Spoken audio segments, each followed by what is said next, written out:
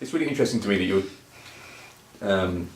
taking something that's so good-natured and, you know, it really obviously helps the community greatly, but you're running it as a business.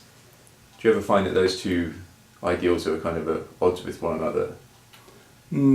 As far as running it from a business standpoint? I just mean that you must have to make hard decisions, whether it's hiring and firing people, or, I mean, you're basically taking a corporation. I guess you're the CEO essentially of a corporation, right, but you're doing something that in the public school system is almost run charitably, So, I mean, how do you balance those two points of view? Well, I try to look at it, again, the focus has got to be on the students. That's how I maintain everything I want to do. We got to keep focus on the students, because one thing and it's hard because education's political. It is, whether we like it or not, from the state, from the federals, and on down, the bureaucracy is there, and it's been established for over 150 years, and it's not like it's going to change overnight.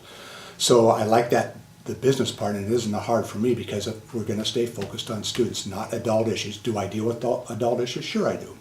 But unlike a regular public school, every single employee here, including myself, are at-will employees. So I can be replaced at any time. I can fire myself, or they can say, you're just not getting the job done anymore. And I like that. Keeps everybody on their toes. Have we had to let teachers go in the past? We have. But again, like the real world, you may hire somebody and they might be the greatest person in the world, but they don't fit your team, or something isn't right. And rather than jeopardize the whole organization of what you're trying to do, some people have to move on. And that's the hardest part. I hate that part of the job of letting people go, and we haven't had to do that a lot, but we have. And the teachers that are here, they know they're not going to get, like I said, they know they're not going to get paid as much. They know it's going to be a challenge year in and year out. In fact, this has probably been, after 17 years, this has probably been the most challenging year for the charter school movement that we've had over those 17 years because of state financing, nothing we can control. And I try to stay focused on things we can control. We can control our attitude, we can control our competitive spirit, our passion, our dedication, and our commitment. And that's what I look at. What can we control? We can control how well we do relating to students and making sure that they feel like they're at a place where they're cared about. And I know most people wouldn't use this word, but where they're loved.